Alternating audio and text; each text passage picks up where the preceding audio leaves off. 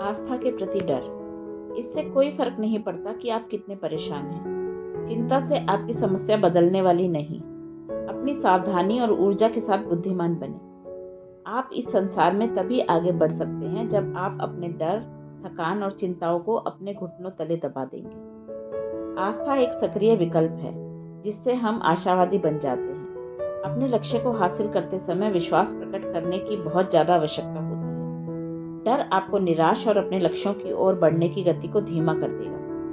यह आपको उस अनुकंपा और महानता से दूर कर देगा जो आपको प्राप्त होने वाली है। डर एक रचना तंत्र है जो किसी तरह शारीरिक हानि या मृत्यु से बचने में हमारी सहायता करता है। फिर भी हम अक्सर इसे आरामदायक जीवन बिताने और चुनौतियों से बचने के लिए इस्तेमाल करते हैं। हम इसे गलत तरीके से प्रयोग में लाते हैं। यह केवल हमारी प्रगति का एक अवरोधक है और हमारे पूरे सामर्थ्य को इस्तेमाल करने के बजाय हमें अपनी प्रगति से दूर कर देता है। डर हमारे जीवन को मध्यम दर्जे का रखता है क्योंकि यह हमारी किसी तरह की वास्तविक हानि से रक्षा करने के बजाय हम पर अपनी क्षमताओं से दूर रहने का दबाव बनाता है। डर हमें हमारे दैनिक जीवन में वापस जाने और हमारे विकल्पों को नियंत्रित करने की सोच पर अटल रखता है।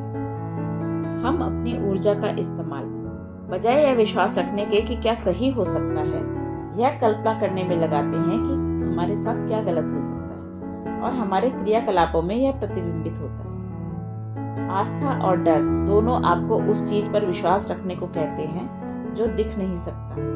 आपको सर्दी से दूर रहने में शायद इसीलिए डर लगता है क्योंकि आप यह मानते हैं कि इससे आप बीमार पड़ सकते हैं, फिर चाहे आप अभी बीमार हो या ना हो। यह असंभव है कि सर्दी को देखने मात्र से ही आप बीमार पड़ जाएं। यह तब तक आपकी मात्र कल्पनाएं हैं जब तक आपकी असलियत में ऐसा कुछ ना हो जाए। हम प्रायः डर से भरी कल्पना करते रहते हैं। दुर्भाग्यवश हम जब इन कल्पनाओं को पालने लगते हैं तब यह हमारे अनुभव के रूप में विकसित हो जाती है। डर एक धीमी ऊर्जा स्थिति है और इसीलिए इससे वे सभी चीजें अधिक होने लगती हैं जो आप अपने जीवन में नहीं चाहते।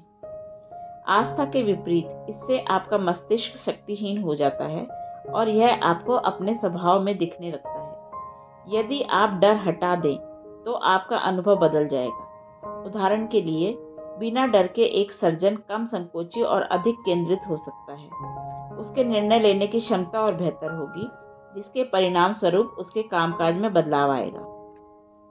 आस्था को डर के स्थान पर रखने से अचिंत्य को प्रोत्साहन मिलता है। इससे संभावना के क्षेत्रों का पता लगाने में मदद मिलती है। ऐसा नहीं कि आस्था से चीजें आवश्यक रूप से आसान हों, बल्कि इससे वे संभव हो जाती हैं। जब आप अपने लक्ष्य के पीछे चलते हैं तब आपके अंदर एक दृढ़ विश्वास होना चाहिए जो कि कठोर सुझावों या भाग्य के बदलाव वाली चुनौतियों में भी प्रबल हो। एक ऐसा विश्वास जिसकी मैं बात कर रहा हूँ उसमें यह कहना होगा, मैं जीत जाऊंगा उस समय जब आपको हर तरफ से हार प्राप्त हो रही हो। कभी कभी हमारे पास केवल विश्वास होता है। विश्वास की सभी चीजें बेहतर हो जाएंगी। अपने इस विश्वास को बनाए रखें और इस पर अटल रहें, तब भी जब केवल आप ही ऐसा सोचने वाले हो। सृष्टि के साथ चलें, सकारात्मक ऊर्जा को अपनाएं और वातावरण में ढलना सीखें। परिणाम आपके अनुसार हो, इसका दबाव न बनाएं। आप जब एक बार इस जगत के साथ तालमेल बैठा लेते हैं जो आपके लिए सही है, तो वह आपके पास आ जाएगा। इस दुनिया में ऐसा कोई व्यक्ति नहीं होगा जिसने अपने हर लक्ष्य को अपनी तय समय सीमा में पूरा किया हो। आप अपनी सकारात्मक ऊर्जा के माध्यम से परिणाम में बदलाव ला सकते हैं, लेकिन आपको यह स्वीकार करना होगा कि सब चीजें अपने समय के अनुसार होंगी और आपके लिए जो सबसे उचित है उसी के अनुसार होगा, जिसका मतलब कभी कभी उस तरीके से और उस समय से होगा जिसकी आपने कभी कल्पना न की। एक बार जब आप अपने अभिव्यक्ति कौशल की परख करना सीख जाएंगे, तब आपको अपने लक्ष्य के मोह को छोड़ना होगा।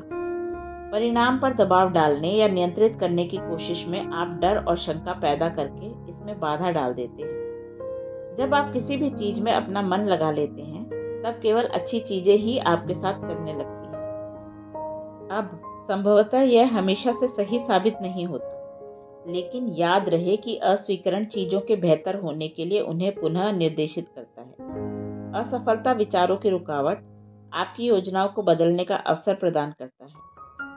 अच्छाई के लिए और जिस समय किसी बड़ी असफलता का एहसास हो, उसमें हमेशा से एक सीख छुपी होती है। केवल आस्था से ही हम अपने प्रत्यक्ष पतन के महत्व को जान जाते हैं। हम हमेशा से जिन चीज़ों की आशा रखते हैं, वे विभिन्न पैकेटों में बंद होकर आती हैं। चीज़ों को उसी प्रकार चलने दें और उनके साथ चलना सीखें।